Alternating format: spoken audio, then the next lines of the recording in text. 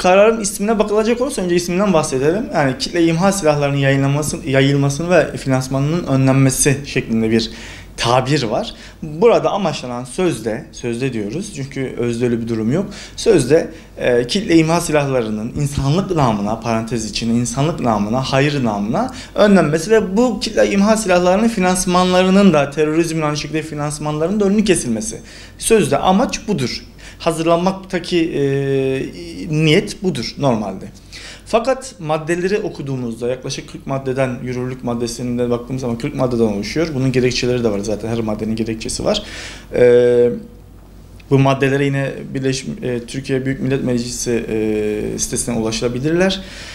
Burada görüldüğü zaman içlerinde sadece kitle imha silahları değil, burada STK'lar, organizasyonlar, yardım faaliyetleri yürüten gruplar, camialar veyahut da ne derseniz organizasyonlar, bunlar hakkında da aslında yaptırım getiren kanun tasarısı. Şimdi şunu düşüneceğiz. Şimdi böyle bir başlık altında böyle bir düzenlemenin yapılmasının aslında çok da iyi niyetli olmadığını düşünüyoruz. Zira ortada kitle imha silahları ve terörizmin finansmanının önlenmesi tabiri caizse böyle bir olay var, böyle bir niyet var ama o olayların, o kanun içerisine ekstra yardım faaliyetleri nasıl olacağı, bu konuda nasıl yaptırımlara uymayana, bu kanunlara uymayanlar nasıl yaptırımlara uyacağı şeklinde düzenlemenin getirilmesinin çok da hukuk mantığına uymadığını düşünüyoruz. Kanunun ismi dedik, kitle imha silahlarının yayılmasının önlenmesi. Bakın bu kanunda ilk 3 maddeyi okuduğunuz zaman, yasaklık hali falan şeklinde okuduğunuz zaman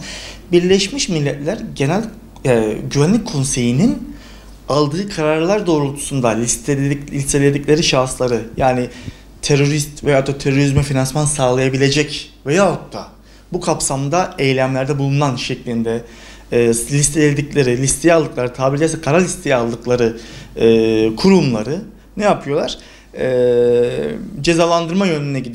Cezalandırma yoluna gidiyorlar. Fakat şunu göreceğiz. Şimdi kitle imha silahlarının yayılmasının önlenmesi şeklinde güya sözde insanlık namına hareket eden Birleşmiş Milletler Güvenlik Konseyi'nin 5 daimi ülkesine göz attığımızda, ki bunlar Çin, Fransa, İngiltere, ABD ve Rusya, bunların her birinde muazzam şekilde kitle imha silahları var. Hem de bunların işlerinde bazı devletler dünya tarihinde kitle imha silahlarını kullanan devletler, ki ABD, Japonya attığı atom bombalarını, bunu tarihten de görüyoruz. Yani bu aslında biraz aklımızla alay etmek gibi bir şey. Zira hani burada hem millete ya da devletlere sen kitle imha silahlarına sahip olma, onları işte yayma şeklinde güya sözde iyi niyetle bir tavır sergileyip kararlar alırken, hem de sen bu kitle imha silahlarının en moderni ve en böyle teknolojik olanını kendi envanterinde bulundur. Bunun ikisini değerlendirdiğiniz zaman aslında bu bizle aslında alay etmek anlamına geliyor. Şimdi kanunun diğer iki kısmı oluşuyor demiştik zaten. Bir kısmı kitle imha silahları sözde o kapsamda alınacak ve daha doğrusu uygulanacak kanunlar. Bir de bu işin işte yardım boyutları, işte bu anlamda kişi, kuruluş ve organizasyonların denetlenmesine dair şeyler var kanun tasarısında, uygulamalar. Şunu görelim. Şimdi öyle bir uygulama ki bir dernek dünya çapında veyahut da Türkiye çapında bir dernek veya da organizasyon, vakıf düşünün, platform düşünün. Bunlar hayır namına işler yapıyorlar, işte etkinlikler düzenliyorlar, yardım faaliyetleri düzenliyor, internet ortamında olsun, normal sanal ortamda, normal gerçek hayattaki ortamda. Artık bu faaliyetlerin tamamı bir komisyon kurulacak ve bu komisyona hesap verilebilir şekilde sürdürülecek. Bu faaliyetlerin tamamı bir denetim mekanizmasının içerisine alınacak. Fakat şöyle bir sorun var. Şimdi Birleşmiş Milletler Güvenlik Konseyi'nin bunlar teröristtir veyahut da bunlar terörizmin faaliyetlerine dolaylı da olsa katkıda bulunuyorlar şeklinde beyanda bulunması, bu şekilde karar alması bu faaliyetlerin tamamına darbe anlamına gelecektir ve bu etkinlikte bulunan, bu derneklere üye olan, bu derneklere faaliyette bulunan, katkı sağlayan, maddi manevi herkes bu kararların, bu listede bulunan şahıslarla birlikte terörist muamelesi görme riskiyle karşı karşıya kalacak. Yani düşünün ki siz Allah rızası için bir derneğe yardımda bulunuyorsunuz veya da bu dernek kapsamında bir faaliyette bulunuyorsunuz. Yaptığınız faaliyetin hiçbir şekilde bir terörizmi besleyen veyahut da onu yücelten bir tarafı yok. Her şey videolarla, kayıtlarla ortada, banka hareketliliklerle ortada. Fakat ona rağmen ne oluyor?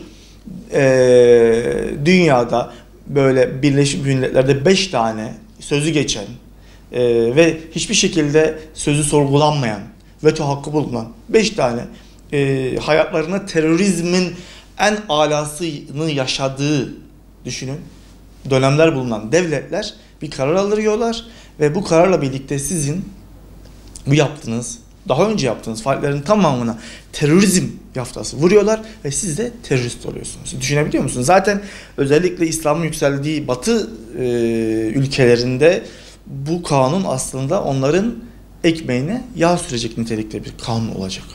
Avrupa'nın kötü dediğini biz niye kötü diyelim? Veyahut da iyi değil dediğini niye biz iyi diyelim? Yani bizim kendi akli melekelerimiz veyahut da kendi kıstaslarımız yok mu? Neden kıstaslarımızı BM'ye göre, Avrupa'ya göre şekillendiriyoruz? Bu önemli. İkinci husus, egemenlik hususu. Ya bakın maddeleri incelediğin zaman diyor ki maddede, Cumhurbaşkanlığı Birleşmiş Milletler Güvenlik Konseyi'nin listeledikleri şahıslar hakkında mal dondurma veyahut da onların eylemleri hakkında yani karar aldığı zaman konsey, Cumhurbaşkanlığı bu konuda resmi gazetede gerekenleri yapılmak üzere yayınlamak zorunda. Yani aslında zorunda hale getiriyor. Nasıl zorunda hale getiriyor? Zorunluluk oluşturuyor. Kanun tasarısında bu konuda gerekeni ivedi olarak, yani zaman kaybetmeden yapmak zorunda Cumhurbaşkanlığı. Bu şu anlama geliyor. Yani güvenlik konseyi bir karar alacak. Sen bu karara uymak zorundasın. Yani acaba bekleyelim, aman dur ya da işte sonra bırakalım şeklinde sana bir esneklik veyahut da seçimlik hak tanımıyor. Nasıl seçimlik hak? Ben bunu uygulamak istemiyorum tarzında bir hak tanımıyor sana. Uygulayacaksın diyor. Aslında senin adına kararları güvenlik konseyi veriyor. Sen sadece bunu memur gibi uygulamak zorunda kalıyorsun. Bu devletin yani kendi halk üzerindeki egemenliği bizzat Birleşmiş Milletler Güvenlik Konseyi tarafından akamete uğratılıyor. Bizzat Birleşmiş Milletler Güvenlik Konseyi'nin Türkiye üzerinde egemenlik hakkını kullanması anlamına geliyor. Bu da aslında bağımsızlığımızın zarara uğrayacağına bir göstergedir bu. Gerçekten böyle. Yani siz kendi ülkenize, kendi milletinize yani kendi vatandaşlarınız hakkında kararları bile Birleşmiş Milletler Güvenlik Konseyi'nin kararlarına göre alıyorsunuz. Bu çok ciddi bir durumdur. Çok riskli bir durumdur. Yakın zamanda Halkbank olayında olduğu gibi Avrupa devletleri nasıl işte ABD'de aynı şekilde nasıl ipotek koyup bir şekilde orada yargılamaya çalıştıysa Türkiye devletinin eylemlerini aynı şekilde yine kamu bankaları, kamu kurumları dahi olmak üzere yine işte terörizmin finansmanına destek veren şahıslarla ilişki veyahut da kurumlarla ilişki adı altında tekrardan tedbir veyahut da işte yargılama altına alınabilecek. Burası çok önemli bir durum. Yani aslında işin nereye varacağının anlaşılması açısından buranın iyi irdelenmesi gerekiyor. Yani bir gün tekrardan bu kanunla birlikte tekrardan yeni bir Halkbank olayı yaşanabilir. Türkiye'nin güvenliği açısından bu önemli bir durumdur. Yani tabiri caizse biz bu kanunla birlikte ne yapıyoruz? Avrupa'ya yumuşak karnımızı gösteriyoruz. STK'lar konusuna gelecek olursak, STK'lar yaptıkları bütün faaliyetleri her ilin ve ilçenin bulunduğu dernekler müdürlüğüne faaliyet raporu yıllık olarak vererek zaten gerçekleştiriyor. Buna rağmen neden yeniden bir komisyon adı altında yine Birleşmiş Milletler Güvenlik Konseyi'nin istediği şekilde bir komisyon kurulup neden tekrardan bir denetime alınıyor? Yani bu aslında devletin şu anlama gelmiyor mu? Devlet kendisi tek başına işte bu işi yaparken yetersiz kalıyor. Birleşmiş Milletler tabi caizse bir üst kurum gibi siz burada yetersiz kalıyorsunuz. Bir de benim yaptığım şekilde bir komisyon kurun. Benim istediğim şekilde bir komisyon kurun. Bu komisyona göre benim istediğim şekilde liste göndereceğim. O listeye göre ve o kanunlara göre yani istediğimiz şekilde hazırlanan kanunlara göre o dernekleri, STK'lara, vakıfları neyse artık organizasyonları denetle. Aslında yine diyorum biraz önce bahsettiğimiz gibi tamamen bağımsızlığın bir kısmının Birleşmiş Milletler'le paylaşılması durumu var. Bu tehlikeli bir durumdur. Bu çok tehlikeli alanlara yol açabilir. Bunlar öncelikle irdelenmesi gereken şeyler.